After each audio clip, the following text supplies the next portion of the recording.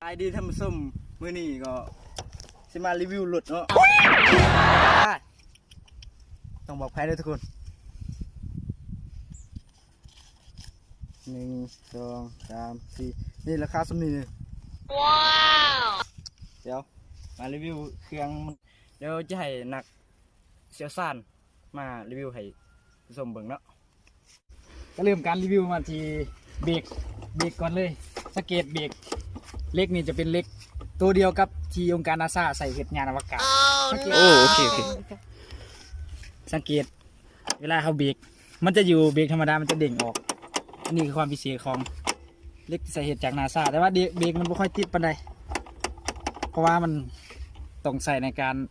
ต้องใส่เหตุให้มันนุ่มที่สุดโอ้ราคาที่แพงเว้ยอันนี้ราคาเฉพาะเล็กตัวนี้ทางนาซาเขาแจ้งมาว่า$3,000เฉพาะคันเบรกตีเงินลาวเท่าใดตีเป็นเงินลาวไปคูณเอาเองเนาะไปซอกเองบุมาตัวที่2นี่แม่นความพิเศษของกระเจระบบล็อกของรถตัวนี้มันบ่แม่นบ่อนเสียบกระเจแบบรถหลายๆคันตามท้องตลาดทั่วไปนะจะเป็นมันจะใส่คือหลอกโจรโอเครถราคาแพงมีโจรอยากได้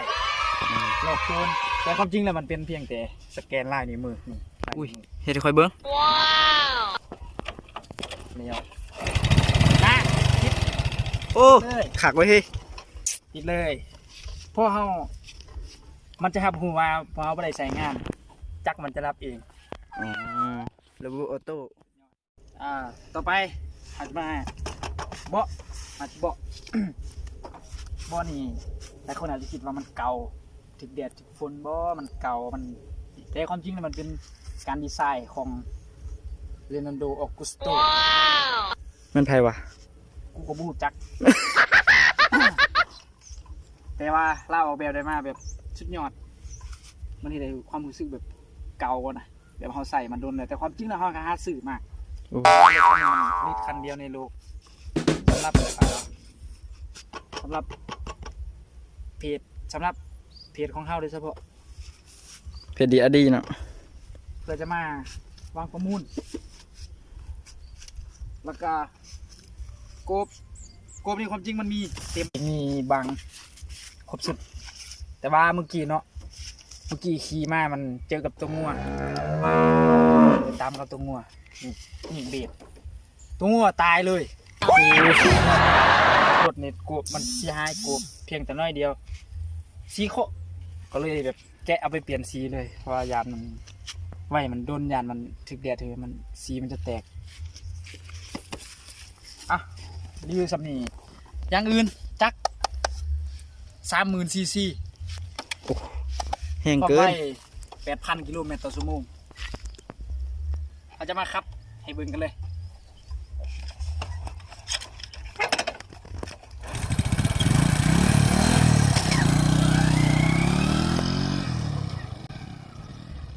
แห้งเกิน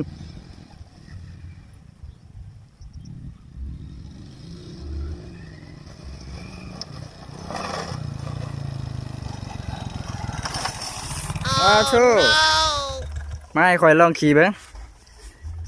สกิดว่าจักมันจะดับทันทีในเวลาที่เขาจอดเขาจะไม่ใส่มันเมนแล้วลองขับกันเลยแกเสียยังฝ้าลืมเมนตาว่าสัตว์ไฟหลังจะบ่มีเพราะว่ามันจะเห็นตัวรถนี่นักก็ต้องยานตำรวจเนาะเปิดความเท่ของด้านหลังหน้าปัดมันจะเป็นหน้าปัดกลางเว้นเขาจะบ่เห็นนี่มันจะมืดกลางคืนแล้วมันจะเปล่งแสงออกมาข้างหน้ารถดูดีมีสไตล์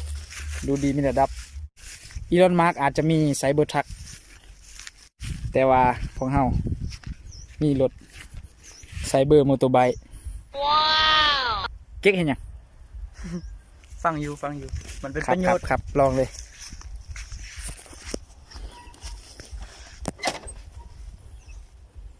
มันสแกนลายในวมือกูไหม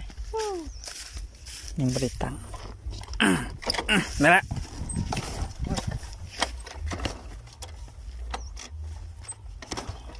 ขับดีๆทำดีๆมันจะแห้ง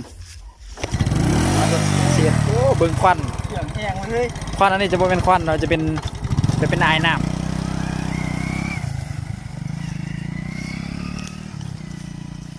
อุ่นนะ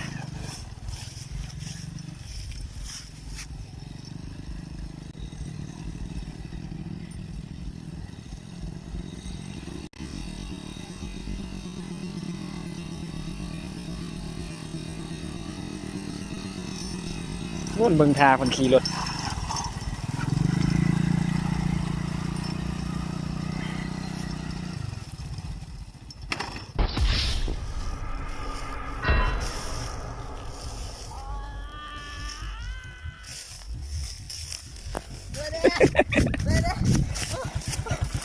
รถไม่แห้งไกล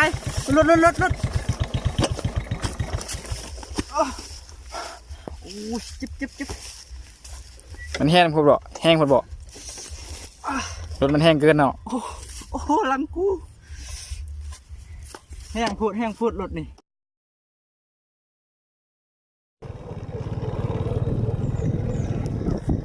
ทางกลับ